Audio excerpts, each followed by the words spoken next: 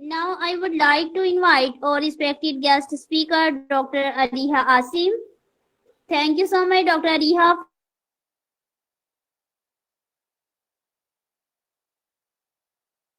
for share your precious knowledge, epidemiology of Okay. Assalamu anemia. alaikum. Please. Assalamu alaikum. I am Ariha Hasim and Waalaikum assalam, Ariha.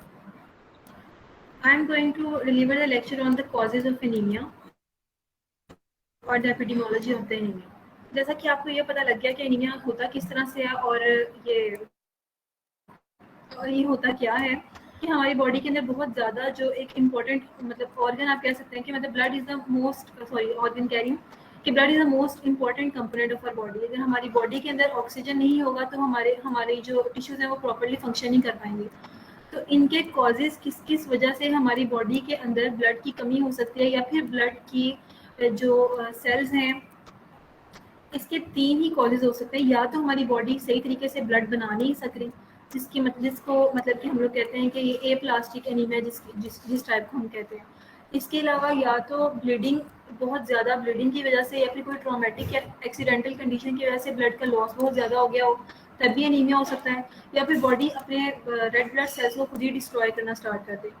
अब properly इसके causes की हम बात करते हैं। सबसे पहले आयरन डेफिशिएंसी एनीमिया है कि आयरन हमारी बॉडी आयरन जो है वो ब्लड सेल्स का मेन कंपोनेंट है, यानी कि जो हीमोग्लोबिन है उसके अंदर आयरन होता है और वो आयरन हमारी पूरी बॉडी के अंदर ऑक्सीजन को सप्लाई करने का रोल अदा करता है। हमारे अंदर आयरन की शॉर्टेज जब बॉडी के अंदर होती है तो हमारे बोन मैरो को आयरन चाहिए होता है हीमोग्लोबिन बनाने के लिए। और आयरन सप्लीमेंटेशन अगर कोई मतलब नहीं करता, आयरन के सप्लीमेंट्स वगैरह नहीं लेता, mostly it happen in the pregnancy कि जब बेबी जो है वो मदर के न्यूट्रिएंट्स को लेना होता है और मदर के अंदर न्यूट्रिशनल डेफिशिएंसी हो जाती है और बेबी की जो रिक्वायरमेंट है न्यूट्रिएंट्स की उसने अपनी ऑफ कोर्स मदर से ही पूरी करनी होती है।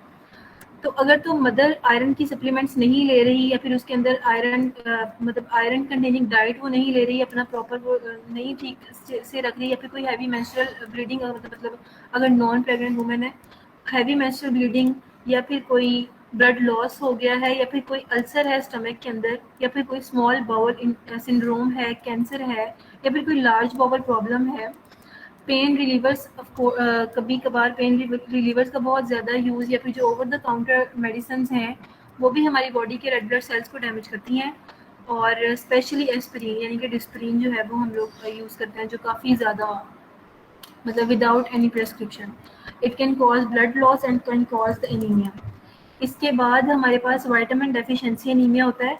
आयरन के अलावा हमारी बॉडी को विटामिन B12 और विटामिन ए या फिर जो और विटामिन बी कंटेनिंग जो मतलब के कंपोनेंट्स यानी कि विटामिन B6 वगैरह वगैरह हमारे बोन मैरो को रिक्वायर होते हैं for the production of red blood sales. अगर तो हमारी बॉडी के अंदर विटामिन की डेफिशिएंसी है या फिर कोई ऐसी डाइट है जिसके अंदर प्रॉपरली हम न्यूट्रिएंट्स नहीं ले रहे, तो हमारे अंदर रेड ब्लड सेल्स सही तरीके से बन नहीं पाते और इसकी वजह से लैक ऑफ विटामिन जो है वो lead to deficiency of anaemia और इसको हम पर्नीशियस एनीमिया भी कहते हैं। इसके अलावा एनीमिया ऑफ इन्फ्लेमेशन होता है जिसके अंदर कोई भी इन्फ्लेमेटरी डिजीज कॉज कर देती है ब्लड लॉस को, यानी कि HIV एड्स या फिर कैंसर या किडनी डिजीजेस या फिर क्रोन्स डिजीजेस या फिर सीलियक डिजीज जिसके अंदर ग्लूटेन इंटॉलरेंस हो जाती है और जो इंटेस्टाइन्स हैं वो प्रॉपरली एब्जॉर्ब नहीं कर पाती न्यूट्रिएंट्स को और सारे के सारे न्यूट्रिएंट्स स्टूल के अंदर पास हो जाते हैं। तो हमारी बॉडी का जो ब्लड लॉस है वो कॉज करता है एनीमिया को। इसके बाद एप्लास्टिक एनीमिया जिसके अंदर ये बहुत रेयर और लाइफ थ्रेटनिंग कंडीशन है जिसमें body red blood cells produce ही नहीं कर रही होती।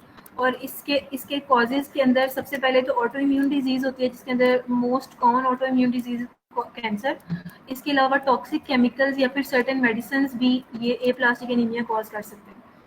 इसके अलावा anaemia associated with bone marrow disease यानी कि बोन मैरो में कोई ऐसी डेफिशिएंसी है या फिर कोई ऐसी बात है जो कि रेड ब्लड सेल्स को सही तरीके से बना नहीं पा रही, जो हाजिरा ने भी बात की कि माइक्रोब्लास्टिक या फिर मैक्रोब्लास्टिक या फिर माइक्रोसाइटिक एनीमिया, इस तरह के जो कॉजेज हैं वो बोन मैरो की डेफिशिएंसी की वजह से होते हैं।